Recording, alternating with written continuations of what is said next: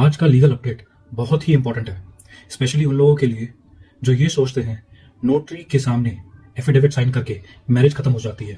Guwahati high court ने एक बार फिर क्लियर कर दिया है कि मैरिज का डिसोल्यूशन एफिडेविट से नहीं होता, नोटरी पब्लिक डाइवोर्स ग्रांट नहीं कर सकता।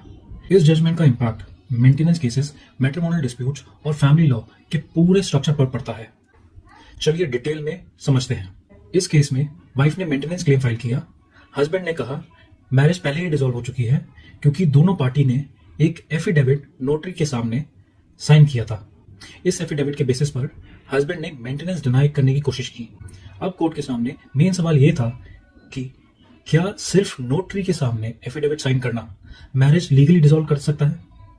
क्या ऐसे एफिडेविट मेंटेनेंस राइट को खत्म कर सकते हैं? गुवाहाटी हाईकोर्ट का जवाब बिल्कुल क्लियर और स्ट्रॉन्ग था। Marriage can not be dissolved by an affidavit before notary public. Court ने ऑब्जर्व किया नोटरी पब्लिक मैरिज ऑफिसर नहीं होता, नोटरी के पास डाइवोर्स ग्रांट करने की कोई स्टैट्यूटरी पावर नहीं होती।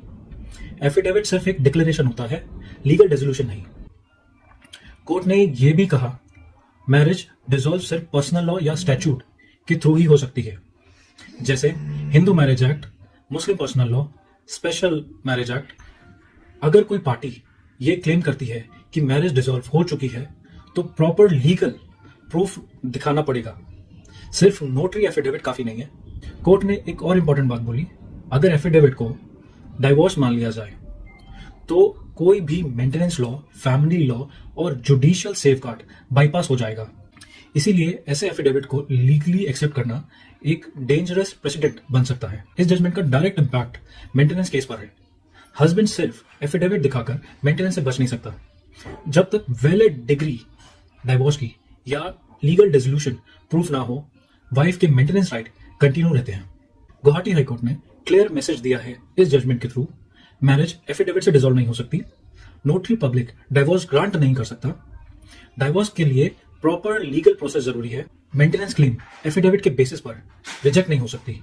अगर आप ये सोच रहे हो नोटरी के एफिडेविट से डाइवोर्स हो जाए तो प्लीज लीगल एडवाइस जरूर लेना। कोर्ट का मैसेज सिंपल था, मैरिज और डाइवोर्स कोर्ट या स्टैच्यू का मैटर है, स्टैम्प पेपर का नहीं। ऐसे और ऑथेंटिक लीगल अपडेट्स के लिए चैनल को सब्सक्राइब करें, वीडियो को लाइक करें और शेयर करें।